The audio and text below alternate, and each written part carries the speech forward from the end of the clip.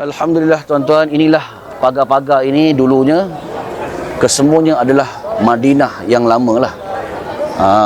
Sekarang ni kita nampak bangunan masjid je lah, tetapi lantai-lantai ini juga adalah keseluruhan keluasan Madinah pada ketika dahulu.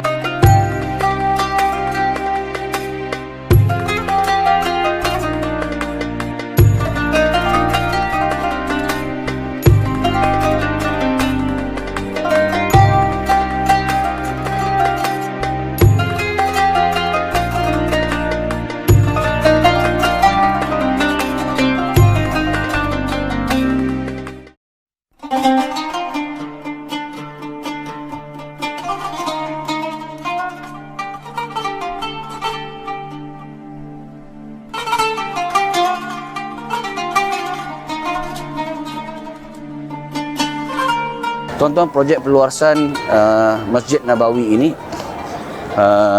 berada dan sentiasa diperbesarkan kerana ramainya manusia semenjak zaman Nabi SAW lagi, sehinggalah pertukaran khalifah, sehinggalah di zaman Turki Osmaniyah. Kesemuanya ada perubahan demi perubahan, sehinggalah ke zaman Malik ataupun raja-raja di zaman Saudi Arabia inilah, kerajaan Ali Saud. Ya. Maka sekarang ni kalau tuan-tuan tengok kat depan saya, ada masjid juga, pembesaran Masjid Nabawi. Kalau sebelah kanan kita tu kubah hijau kat depan, maknanya pembesaran sebelah kiri lah untuk meluaskan. Begitu juga kanan pun dia nak luaskan juga, tapi sekarang ni dia nampak yang sebelah sini yang dia luaskan.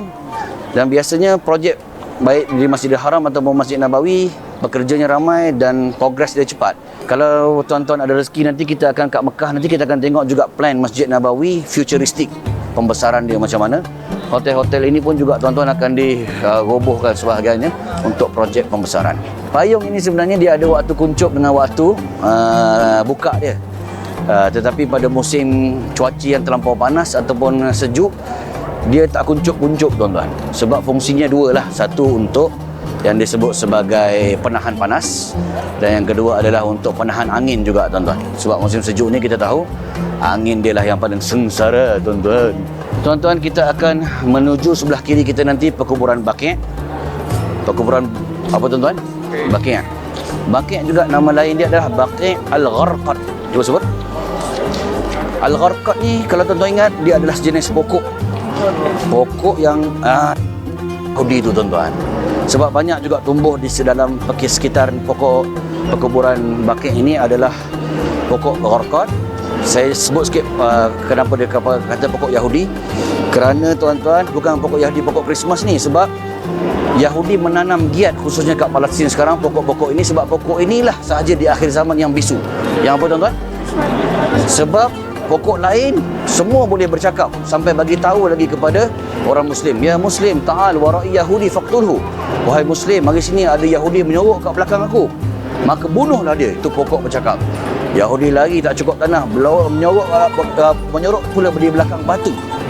Batu pula kata, ya Muslim, ta'al wara'i Yahudi faqtulhu. Wahai orang Muslim, mari sini ada Yahudi menyorok kat belakang aku, bunuh dia. Batu pun bercakap bro. Masya Allah. Maka ketika itu lagi Yahudi tak cukup tanah tuan-tuan. Satu je pokok yang tidak boleh untuk bersuara, iaitu namanya pokok Gharqad. Yang giat ditanam di Gaza, di kawasan Palestin tuan-tuan, untuk menjadi tempat perlindungan mereka.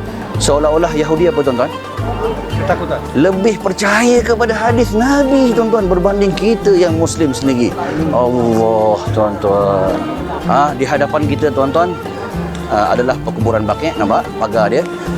Dia buka pada dua waktu, selepas subuh dan selepas asar. Dan ketika mana nak masukkan jenazah juga, tapi nak masukkan jenazah tidaklah dibuka open sangat, melainkan ahli-ahli waris yang terdekat. Perempuan malangnya tidak boleh masuk tuan-tuan.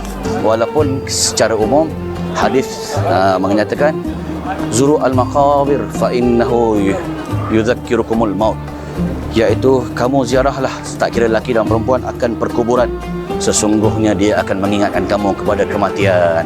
Ya. Tetapi ialah Saudi tuan-tuan, dia dia Arab, bukan saja Saudi, kerana Arab ni dia punya sentimen pasal kematian dan ratapan dia masih tinggi tuan-tuan. Merobek-robek pakaian, menampak-nampak pipi. Zaman jahil. Ada kesan-kesan jahiliah tu ada lagi. Jadi dia takut sesuatu benda yang luar kawal. Dia tambah pula dengan sentimen Syiah yang dekat kubur ni lain macam sikit. Maka perempuan tidak diberikanlah tuan-tuan menaikkan lelaki.